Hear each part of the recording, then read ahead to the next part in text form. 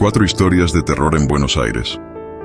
En contraste con lo que ocurre en las películas y series, donde las historias de terror suelen narrarse junto a un fogón, en las grandes ciudades como Buenos Aires, estos relatos escalofriantes se transmiten de generación en generación, convirtiéndose en parte del imaginario colectivo. El periodista Diego M. Sigiotto, en su obra Buenos Aires Misteriosa, explica que muchas de estas leyendas urbanas surgieron a principios del siglo XIX, cuando la revolución industrial dio forma a las sociedades modernas. El aumento de la población, la aparición de nuevos medios de transporte y la construcción de grandes estructuras transformaron las ciudades en escenarios ideales para lo enigmático, señala. No es coincidencia entonces que las leyendas urbanas argentinas más conocidas hayan comenzado a tomar forma después de esa época. Número 4. Los fantasmas del Teatro Maipo. En el corazón de Buenos Aires, donde el arte y la cultura vibran en cada rincón, se alza el Teatro Maipo, un lugar cargado de historia, fama y un oscuro legado que hiela la sangre de quienes se atreven a pisarlo. Este teatro no solo es hogar de grandes actuaciones y talentos memorables, sino también de presencias que han trascendido la frontera de la muerte, convirtiendo cada pasillo y cada camarín en un escenario de lo desconocido. No es un único espíritu el que reclama el Maipo como su morada, sino 2 entidades atormentadas que han dejado marcas indelebles en sus muros. El primero de ellos, un alma desgarrada por el dolor y la desesperación, decidió acabar con su vida colgándose en uno de los camarines. Su sombra todavía parece suspenderse en el aire, como un recordatorio inquietante de su trágico final. Pero el verdadero dueño de este reino espectral es Ambrosio Radrizzani, un artista polifacético de tango que pereció en un voraz incendio en 1890, consumido por las llamas que convirtieron al teatro en un infierno en la tierra. El testimonio de trabajadores y artistas ha tejido una red de relatos perturbadores que dan vida a este fenómeno. Ambrosio, con su porte elegante y su sombrero de otra época, se manifiesta con una familiaridad que aterroriza.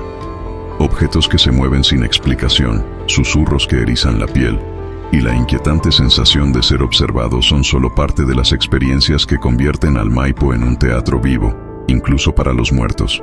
Norma Aleandro, una actriz de renombre, confiesa haber sentido su presencia. No estoy sola en los camarines, dice, con un escalofrío que ni siquiera su afecto por los fantasmas puede disipar.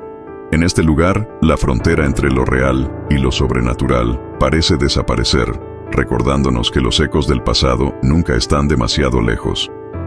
¿Podrá el Maipo liberarse algún día de su carga espectral? O quizás estas almas eligen quedarse para vigilar desde las sombras, asegurándose de que nunca se olvide lo que allí ocurrió. Número 3. El espeluznante caso de Rufina Cambaceres. En los mármoles del cementerio de la Recoleta yace una de las historias más aterradoras y escalofriantes que Buenos Aires ha conocido. La trágica y macabra leyenda de Rufina Cambaceres. Esta joven, hija del renombrado escritor Eugenio Cambaceres, vio su vida truncada en la flor de su juventud el día de su 19 cumpleaños. Lo que siguió a su fallecimiento se transformó en un relato capaz de helar hasta el alma más incrédula. Rufina no murió como todos creían.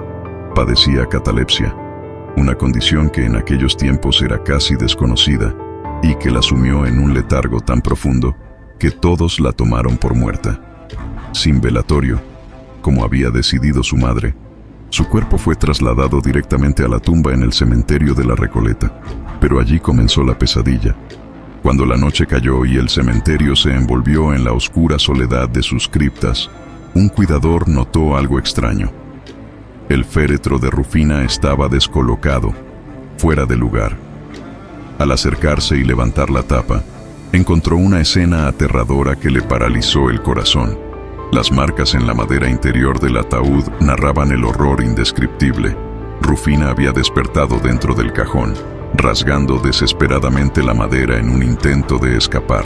Su última lucha había quedado grabada para siempre, una marca física de su sufrimiento eterno.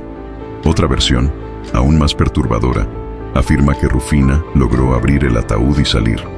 Pero al enfrentarse a la realidad de lo ocurrido, el impacto emocional fue tan brutal que su corazón no pudo resistir. Así, murió por segunda vez, sola, perdida entre las sombras de los mausoleos. Hoy, se dice que su espíritu ronda el cementerio, incapaz de encontrar la paz. Algunos afirman haber escuchado llantos desgarradores en la penumbra, como un eco del horror que vivió. Su estatua, de pie frente a la tumba, parece más una guardiana de su propia tragedia que un homenaje. Rufina Cambaceres es un recordatorio de que, a veces, la muerte no es el fin, sino el principio de un tormento que no conoce límites. Número 2.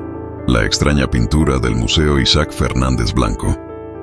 En el corazón de Buenos Aires, donde las calles parecen susurrar secretos de épocas pasadas, se encuentra el Museo Isaac Fernández Blanco, un lugar que muchos consideran un tesoro cultural. Sin embargo, tras sus muros adornados por arte colonial y esculturas religiosas, se oculta un misterio oscuro que ha desconcertado a trabajadores y visitantes durante décadas. Este museo, antaño la residencia de la familia Noel, alberga algo más que historia. Una presencia inquietante, una fuerza inexplicable que parece acechar entre las sombras. Todo comenzó con murmullos.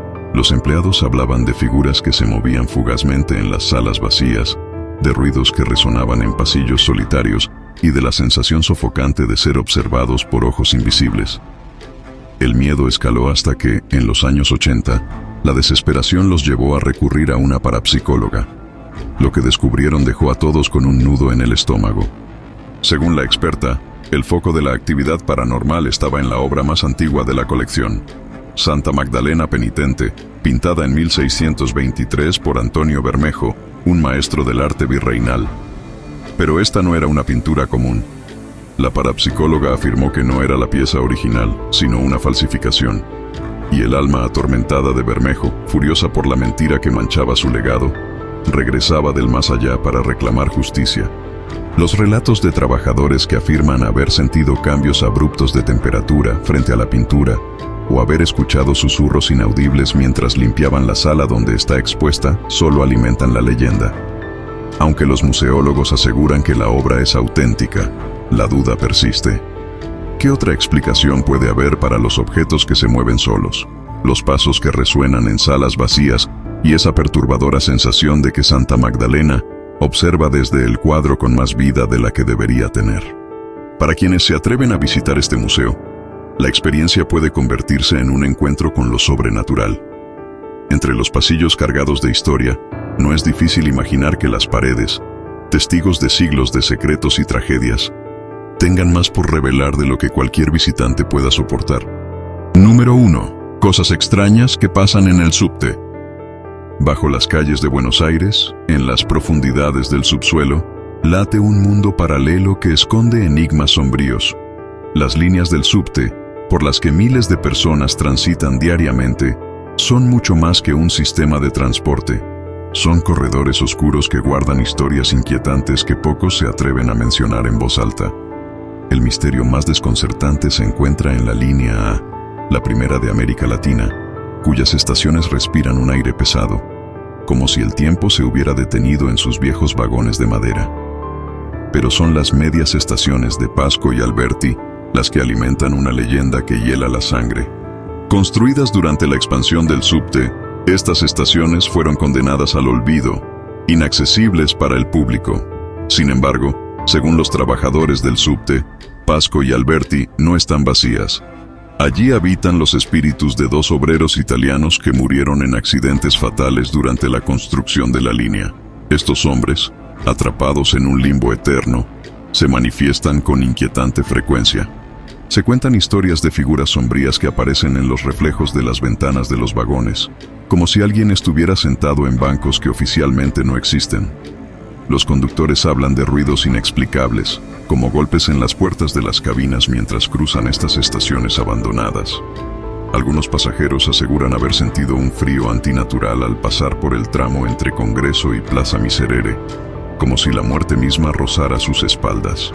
Los relatos más escalofriantes describen encuentros directos con los obreros.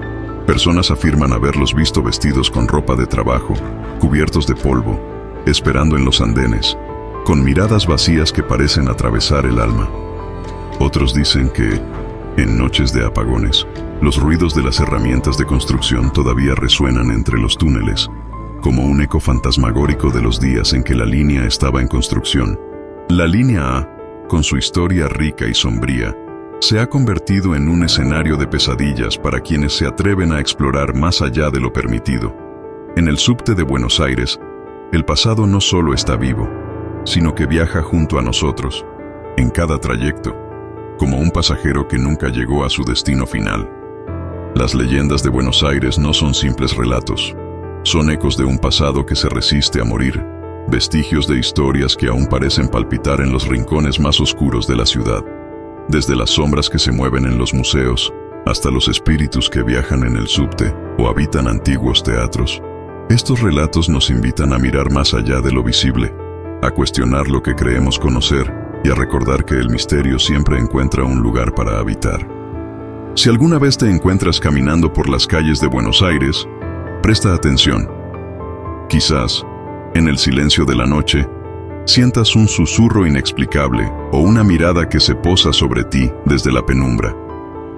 Y si alguna de estas historias te dejó pensando, compártela con quienes aún no conocen los secretos oscuros que guarda esta ciudad.